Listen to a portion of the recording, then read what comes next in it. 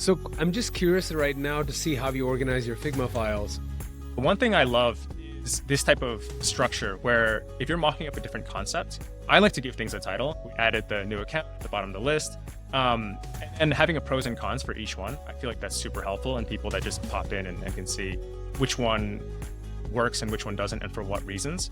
Especially for a crit, I like coming in and saying, I feel like this is strong in this aspect and weak in this one, but what do others feel? Or do you have suggestions based on that?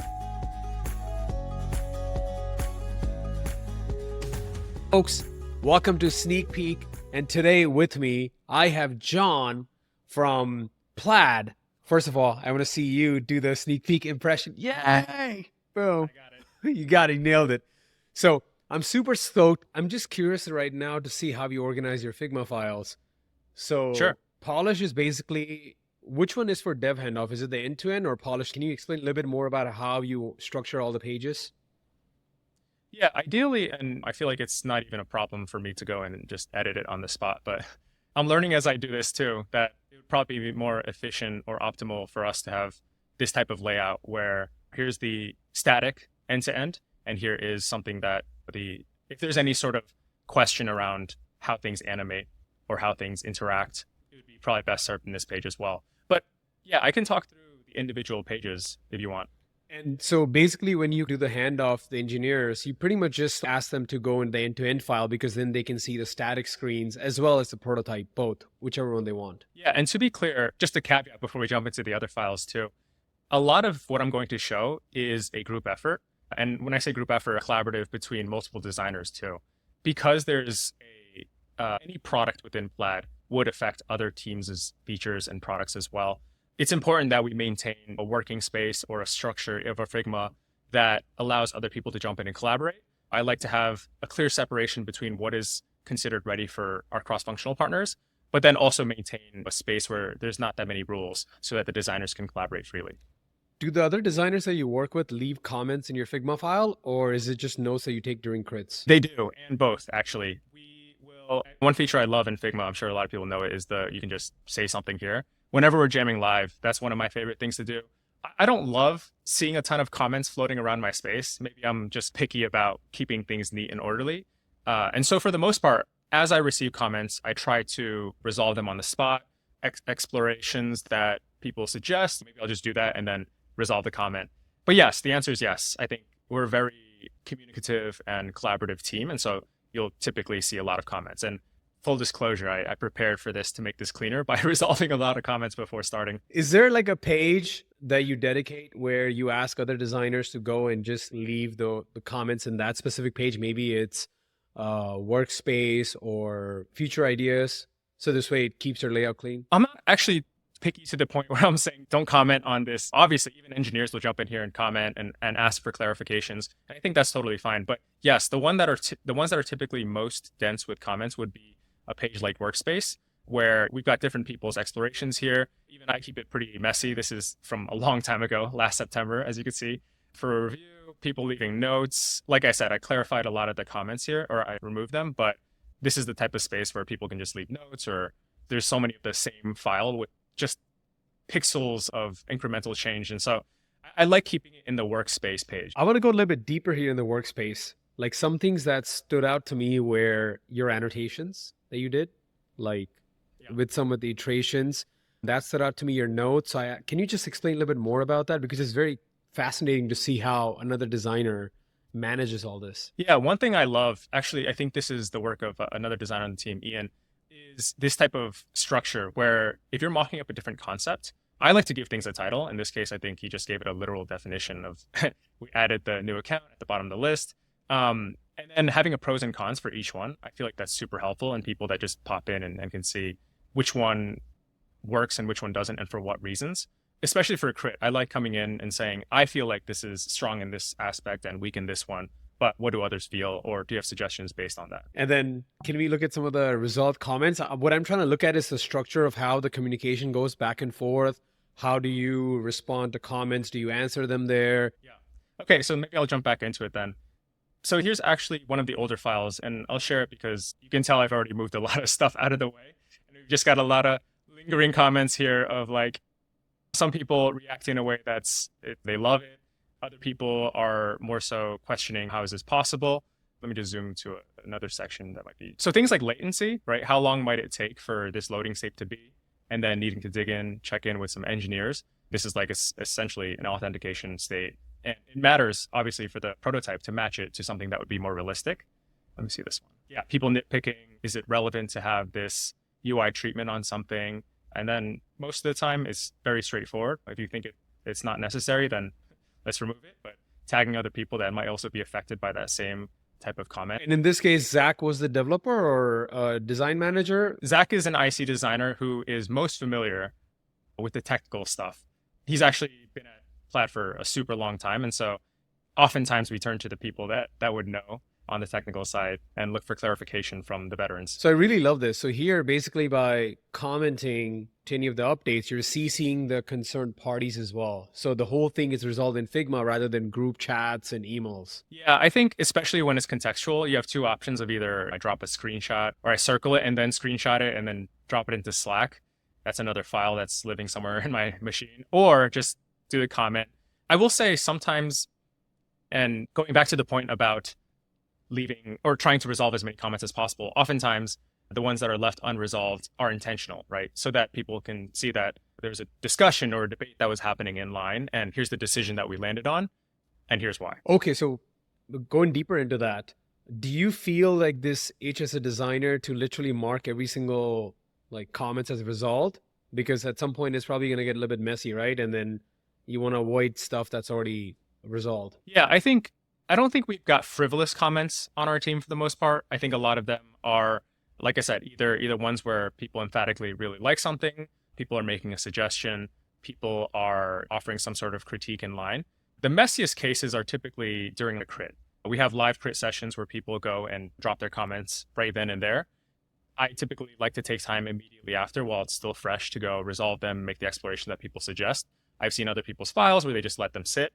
Totally fine. I think it's just a style of working in Figma. And one thing that I'll get into also is back to the point of labeling. I think you saw those cards that was like, here's the title, here's the pros and cons. I also sometimes will label things as the comment literally from @so-and-so says this, and here's why we're going this direction. But I'll do it in the form of a component within the Figma, once again, so this stuff doesn't get cluttered. And we're going to go to that in a second, but real quick here, I think what I learned from you is the importance of not marking a comment as resolved, because right here, this comment, it seems very important, but if you mark it as resolved, other designers that come on the file will probably miss this discussion. Yeah. And as you can see, it's from 10 months ago. But clearly, this was one of the explorations that started way back when, but we're still referencing it. We're still utilizing the learnings that came from it. Yeah, I don't know. I think for me, the main thing is just like when you see a blue bubble, I'm like, I have to click it now so that it goes into scene mode. Yeah.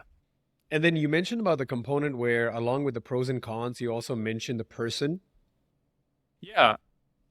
Let me jump back into the cleaner one. Yeah. So sometimes maybe it would be in future ideas. This one I would say is more my style of working within Figma.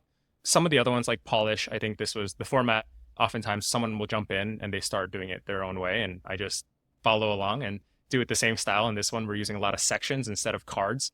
We also have cards too, but things that are labeled in the section. Whereas for mine, for the most part, I actually will do a lot of, I guess you would call them like custom callouts. And here there's descriptions to illustrate on the x-axis. Maybe here's some explorations that were very user-centric versus bank-centric. We frame it as John versus John's Chase account or something. But then let me talk you through the structure of these. Oftentimes, I like to group concepts within concepts that live with them. In this case, we've got what I called a user card. Essentially, you reference the person's name, and that is all the information that we know about the user.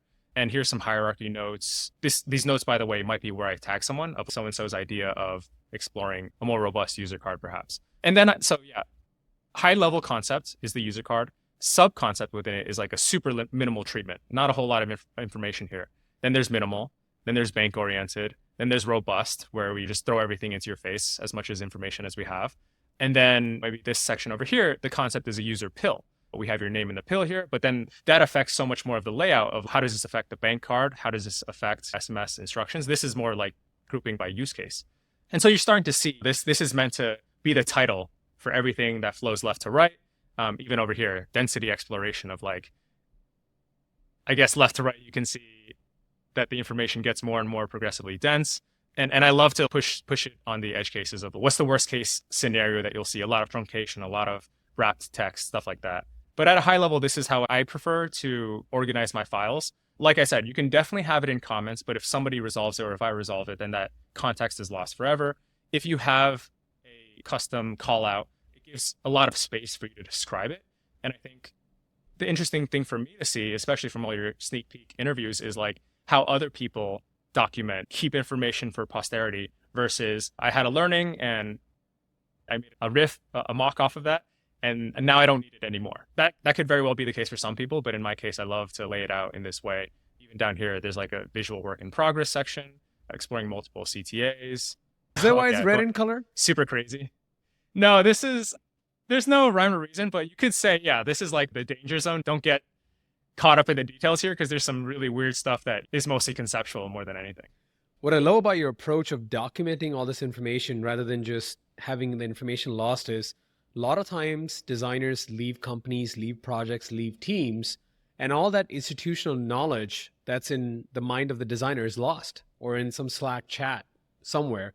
So I think the way you've structured all this file, if you were to go on a vacation for 1 month and Zach were to fill in for you, he can just go in and literally study this and get up to speed on your design explorations, the reasoning, pros and cons, and get an idea. Yeah, I think that's what makes it super important for a Figma to remain in an organized state. Once again, that might just be me, but you're validating me right now by saying that it could be useful for other reasons as well.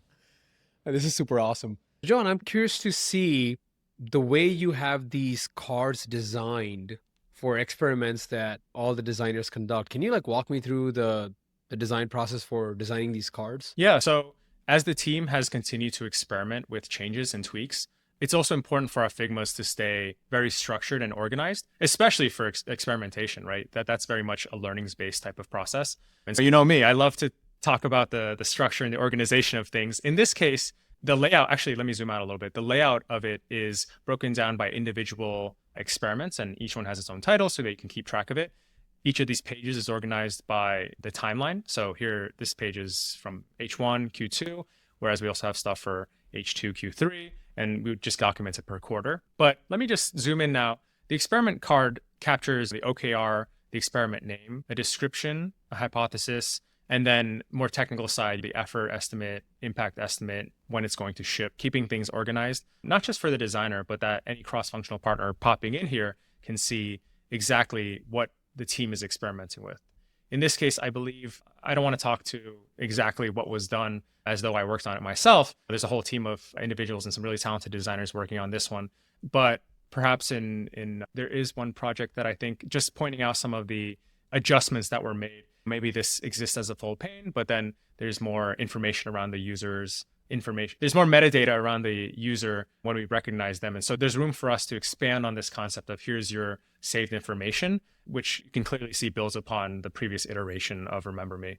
And so, yeah, the structure of them is basically variant 1 gets its own linear flow. Here's the control that it's being compared against. In this one, I have a redacted one. I don't know if I can speak to too much about it, but there's a lot more that's done with regard to emails, right? And so this one gets a lot more complex out of band interactions taking place as well. I think I'm very curious to know when you said a cross-functional partner might jump into this file. Why would they jump in this file? Because normally people would say, well, you don't need to have all these cards with the hypothesis and the OKRs. Isn't that stuff stored in Jira or Linear or some other tool out there? Yeah, I think the unfortunate reality is that you have a lot of different teams that are interested in results and don't have full context always, right? Whether that be missing a link to a Google Doc or having seen a screenshot of a UI mock floating around within Slack, you're coming into things with disjointed perception around what a team is actually doing. And so for us as designers, where we can, I think it's important to bring clarity and keep facilitating this cross-functional collaboration.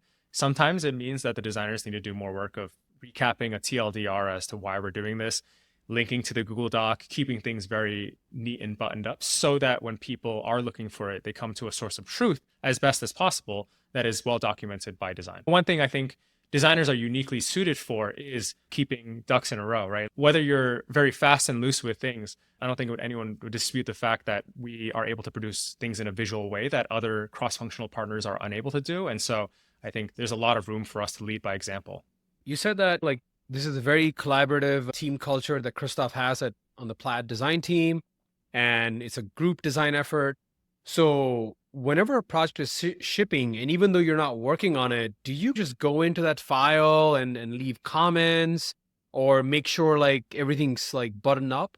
I think I'd mentioned on Campsite, it's one side of being able to look at other people's work. Oftentimes they attach like the Figma link to it, but we also use Linear to keep track of projects. And one of the steps of our process is going through what we call internally a polish review.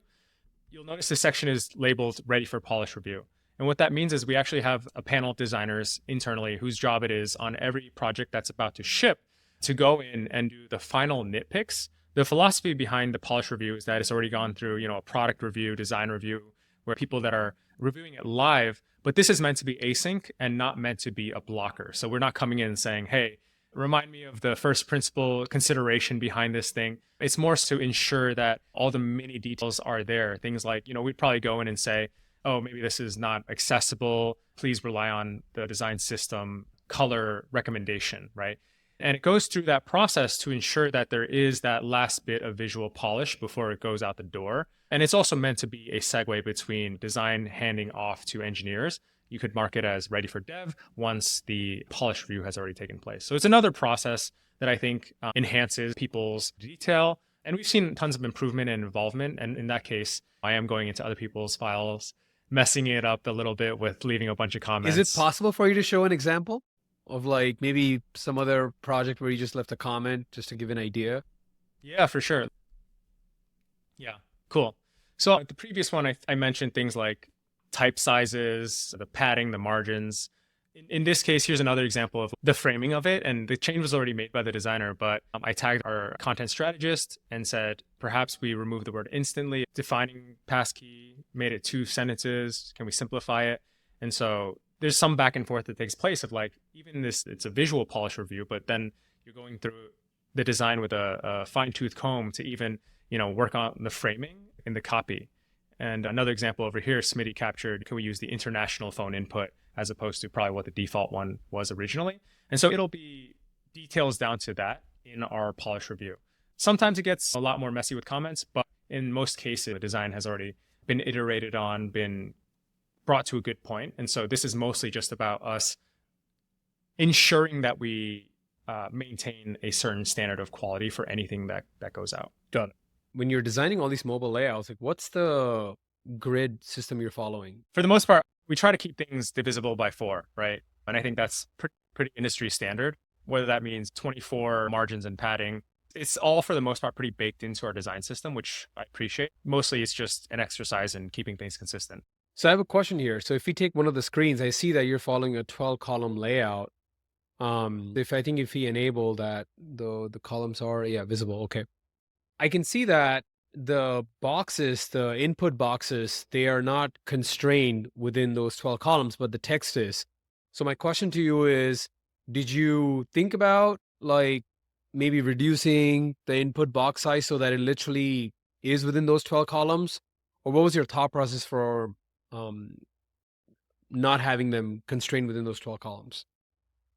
Well, I just said we try to keep it to this specific mathematical rule. I think there's plenty of room for you to also break out of that.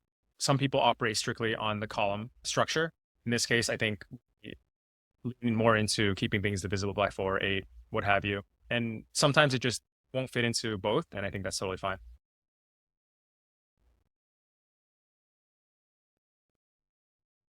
Exactly. Yeah, trying to see where there's other inconsistencies. And I don't like having this distract me. Yeah, Jay, I think, that might not be the most interesting answer, honestly, because like I don't really use the columns on a day-to-day. I have them off, just eyeball a lot and then make sure the layout is structured. Let's make sure it's divisible by 4. I don't really really like to be too strict about it in exploration until it's time to button things up at the end. Hey, this is Jay. It means the world to me that you watched this video. If you want to unlock the AI design and growth design interviews with designers at some of the top companies in the world, then head on over to sneakpeek.design and subscribe to the newsletter.